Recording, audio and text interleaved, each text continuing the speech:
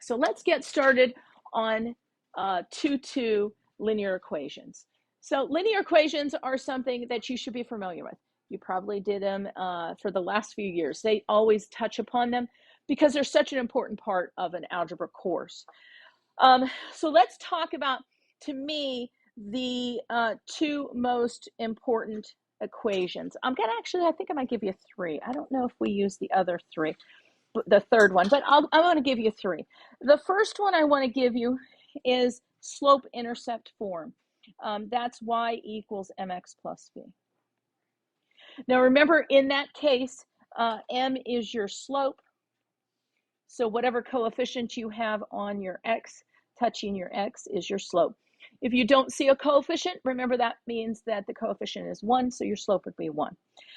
Usually you want to think about slope as rise over run, and I will be giving you the equation for that somewhere, I think, in these notes.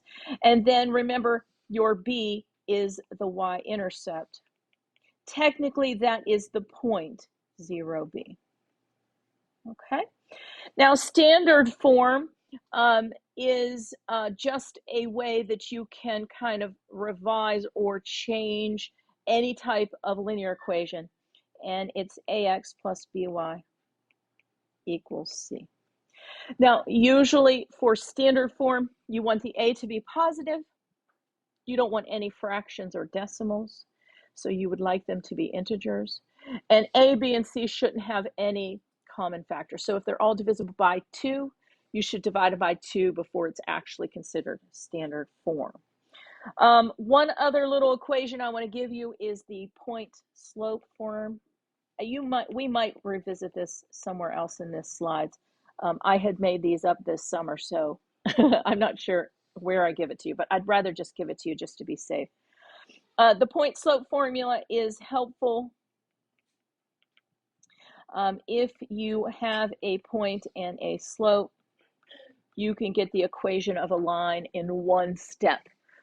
So if you use the formula y minus y1 equals m times the quantity of x minus x1, it's really just a revision of your slope formula, but it's a very helpful formula. That doesn't look like the word formula, does it? Anyway, I like that formula. I think it's a very helpful one. Okay. So let's talk about what makes a linear equation a linear equation. Your x and y should always be to the first power. Your x and y should not be touching. If the x, y are multiplied together, you get a whole different type of equation. So it's just a very simple x plus a y equals a number is a very simple way to think about it.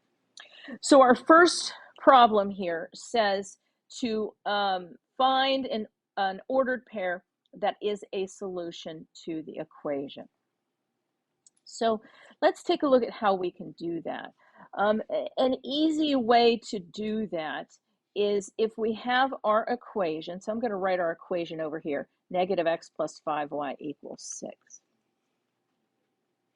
And we can pick any x or y value that we want in order for us to solve.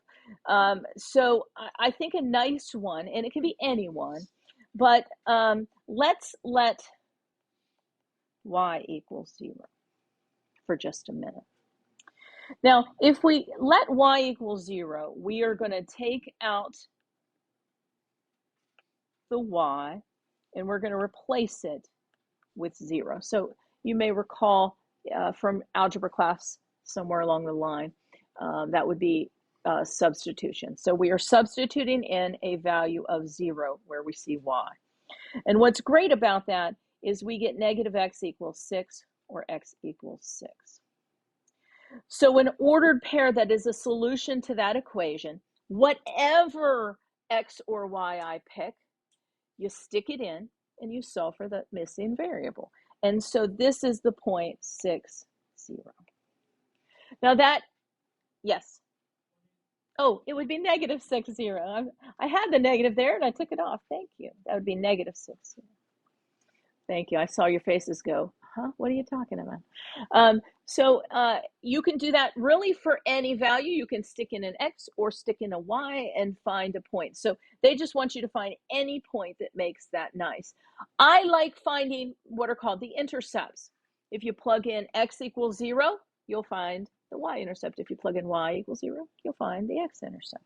And usually plugging in 0 is a nice number to plug in. I will usually plug in 1 or 0, something nice like that, okay? Now, any questions about that one before we move to the next example? Okay, so this next example here, let's do this one right here. That example says to fill in the table using the function y equals 2x plus 4. So you'll notice that they have given us a column of x's. We want to find the corresponding y's. So let's write down our equation.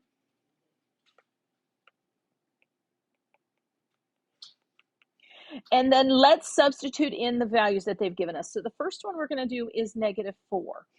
So we're going to get 2 times the quantity of -4 plus 4. Now follow your order of operations. So following order of operations, we're going to get y equals -8 plus 4, which is -4. So our first value is -4. So that would be the ordered pair -4, -4. So if you were to graph that line, you would see that the line goes through the point -4, -4. Let's do another one. The next one they want us to do is -2. So it's y equals 2 times the quantity of -2 this time, plus 4. So this time we are taking out our x value and replacing it with -2. When we do that, we get y equals -4 plus 4, or 0. So that's our next one. So that is the point -2, 0.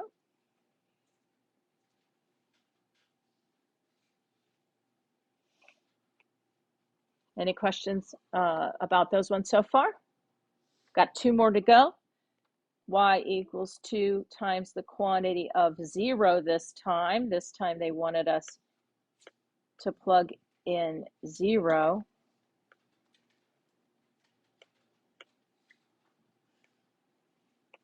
So we're going to plug that in. So that would be 2 times the quantity of 0 plus 4. So 2 times 0 is 0 plus 4 is 4. And then if we do it one more time, the last one, we're going to get 8. So this would be the 0.04, and this would be the 0.28. And one good way to check your work, like if you're doing this in ALEX, you remember these are sample ALEX questions. If you're doing this in ALEX, if you go to Desmos, so Desmos should be in self-service. Feel free to grab that out of there. If you plug in y equals 2x plus 4, your line should go through every single one of these points. So before you hit submit, I want you to check your algebra like this, but check your work in Desmos. Desmos, the algebra and the geometry should always line up. If they don't, one of those things is wrong. Okay, let's go to this equation. It says, for each ordered pair, determine whether it's a solution or not. A solution will make it a true statement. A solution will make it a true statement. So if it does not make it a true statement, if it's not true when you plug it in, if it says 2 equals -4, you know that's not true. It's not a solution. Okay, so let's start. And I'm going to write this equation bigger because that's really tiny. I know you have it on your paper, but still. Okay. So the first one we're going to try is -5, 7. So what you're going to do is you're going to plug in -5 for your x, 7 for your y, and we're checking, is it going to make a true statement? Okay.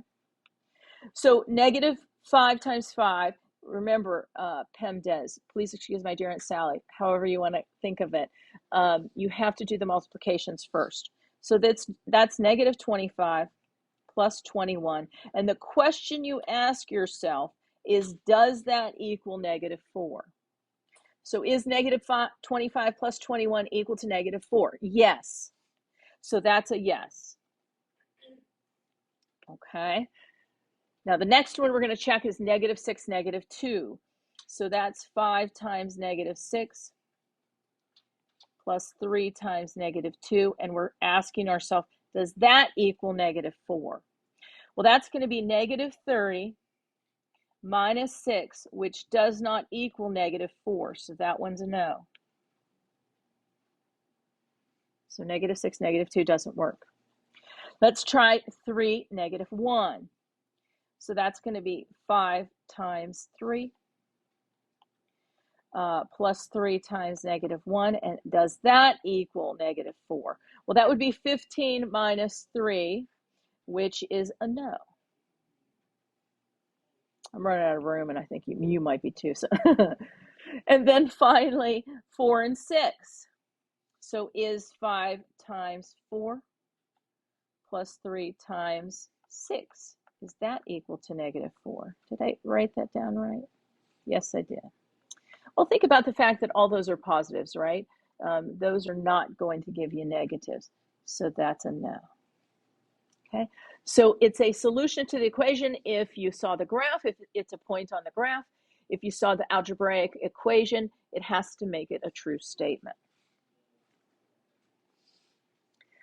Does anyone have any questions at all about the problems you see there?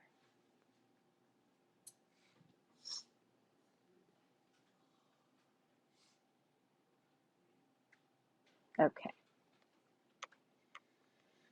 Let's take a look at intercepts. The x-intercept, you are going to let y equal 0. And we're going to call it the point A0. It is where you hit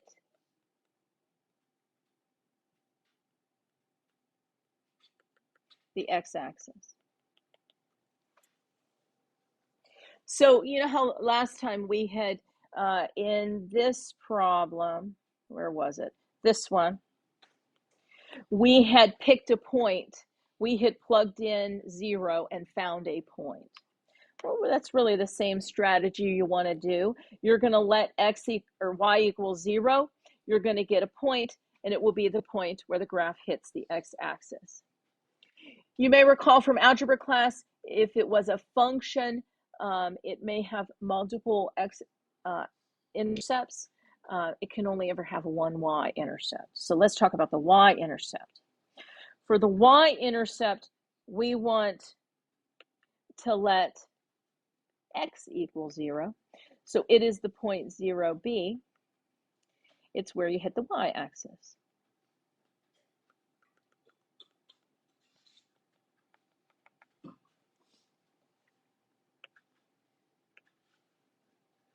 And then finally, our slope. Let's talk about slope. Slope is that m we were talking about earlier, but I want to give you the equation. So for slope, it's going to be y2 minus y1 over x2 minus x1. Now you're in a pre-calc class, so let me tell you some of the notation that's used in calculus. In calculus, they use the Greek letter delta. It's just a triangle. And in a calculus class, delta refers to a change in. So this is the change in y over the change in x. So that is a notation you would see if you take calculus in your future. So that delta means how did it change? But it is just the Greek letter delta, which is a little tiny triangle. So the change in y over the change in x. Remember, it's rise over run. So rise would be how it changes in the y direction, up and down. Run is the change in the x direction, left to right. So however you think about it, always think about it is the y values over the x values. I've seen the major mistake I see people doing slope is they switch them around. It's always the y values over the x values. Rise over run, change in y over change in x. So if we want to apply that formula to our next example, let's read that example. It says, find the slope of the line passing through points -3, -8, and 5, 6. So we're going to utilize that formula right there. And I think the best way to utilize the formula is to label your points. It doesn't matter which one you call x1, y1, and which one you call x2, y2. I tend to just go left to right and be consistent about it. If you're consistent about it, you won't make a mistake. At least that's the hope, right?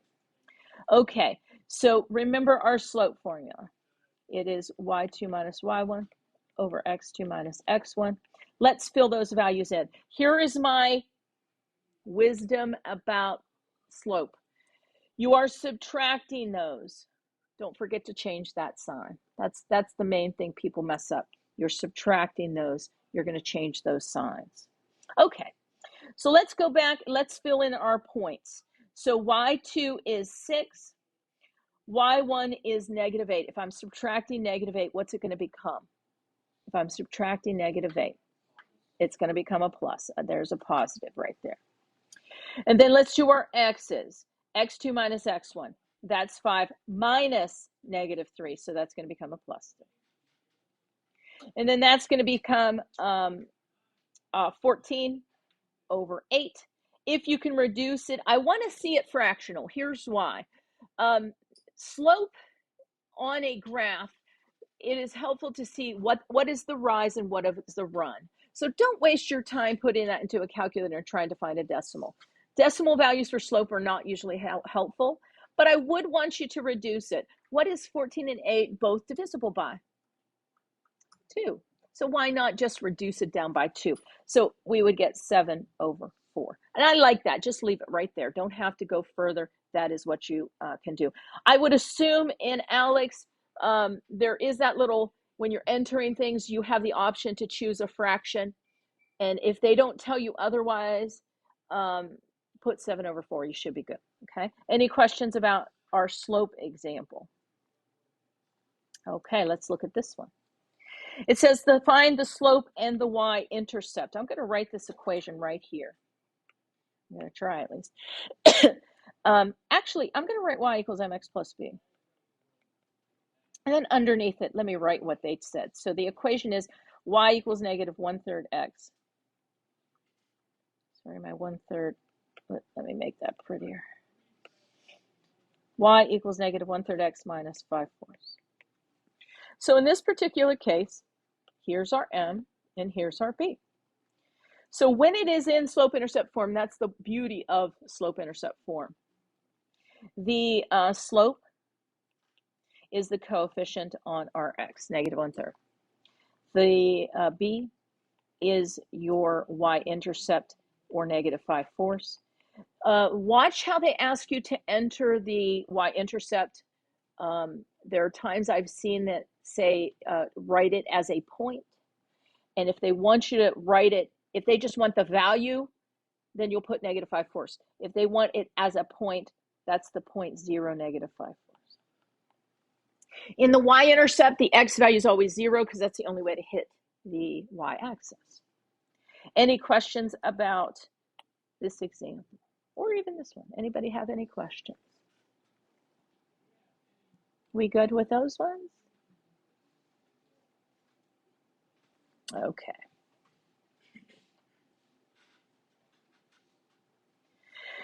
Now, for this problem here, see where it says find the slope and y-intercept of the given line that's in the form ax plus by equals c. Well, there's a few little tricks. I'm going to show you 2 different ways to do it. One trick is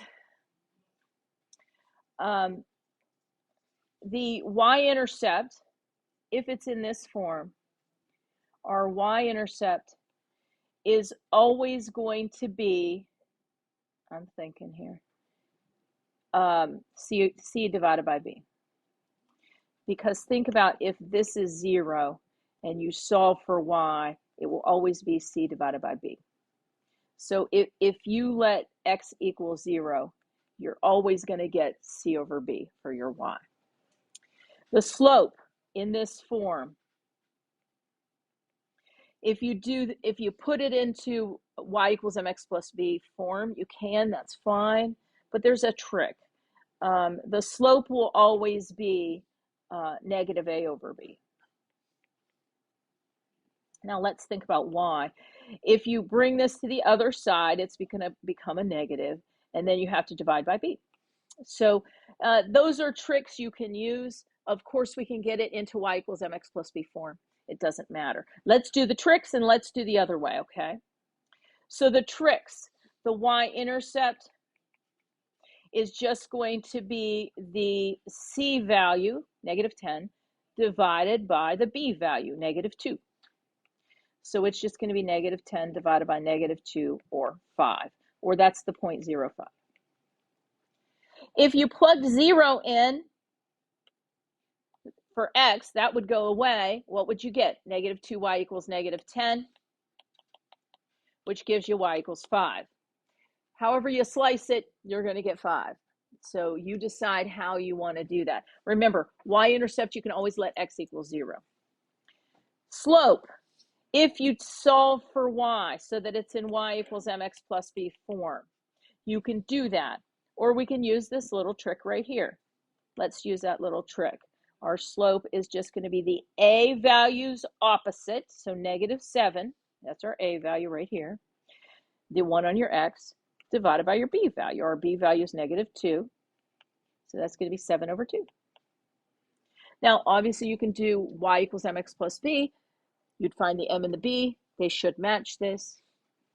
But if it is in standard form, these little formulas are very helpful. They just make life quicker. We're getting there. We're almost done. So here it says to find the x and y intercept.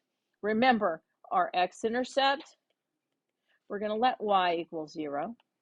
Our y-intercept, we're going to let x equal 0. So standard form is the nicest, I think, to find the intercepts, because it just, the one term becomes 0 and goes away. So look, if I do this, my x-intercept, I'm going to let y equal 0. So wouldn't you get x minus 0 equals 5? See how wonderful it is? Because this term's going to become 0, and if that term becomes 0, you just have x equals 5. So that's the 0.50. The y-intercept, you're going to let x equal 0. So now this will go away, and you're just left with the y term. So you're left with 0 minus 5y equals 5, which is negative 5y equals 5, or y equals negative 1. There are lots of ways to do intercepts. If you were not doing the algebra portion of it, if you put that equation into Desmos, where it should hit the x-axis at the x value of 5, it should hit the y-axis at the y value of negative 1. If that doesn't match up, your algebra is incorrect. Does that make sense? Any questions about those ones? This lesson has a lot more in it than the first one. And that's the way this book seems to go. Each lesson, it kind of keeps adding a little bit more information. Any questions there? Okay. Last 2 problems, and then you'll have the rest of class to work on your the homework that matches it, or Alex, or whatever you need to work on. So let's look at this first one. It says find the x and y intercept from the line below. Okay. So first thing I want to do, if I were a person doing this problem, you need to focus on those 2 values. Okay.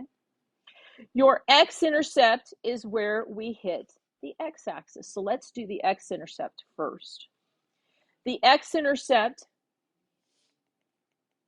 is the point negative 1, 0. So remember, our x-intercept is always where we hit the x-axis. The x value will show up on the graph. The y value is always 0. The y-intercept for this one is this point right here. It's always going to have an x value of 0, and your y value will be that value on the y-axis. There are some graphs, like a vertical graph, that might not hit the x-axis. Not the x-axis, I'm sorry, the y-axis. There might be some graphs that don't hit particular values. And then see right here, you have an option, if it doesn't hit one of the x or y-axis, to just type in none, okay? Everybody good with that one? Okay. Last one. Find the slope of the line on the grid. Now, they've been nice to you. See how there's 2 points listed there? So here's, again, if I were doing this problem, let me give you the strategy I would take. The first thing I would do is, on my paper, I would write down the points. This is the point. This right here is the point, -1, 2. And then this point down here is the point, -5, -1.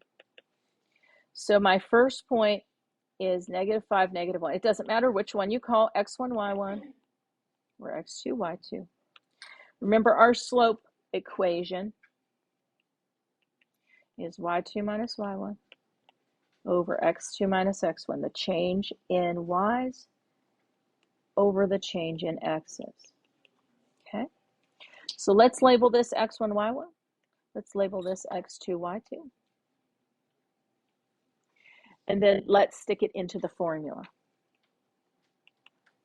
Okay.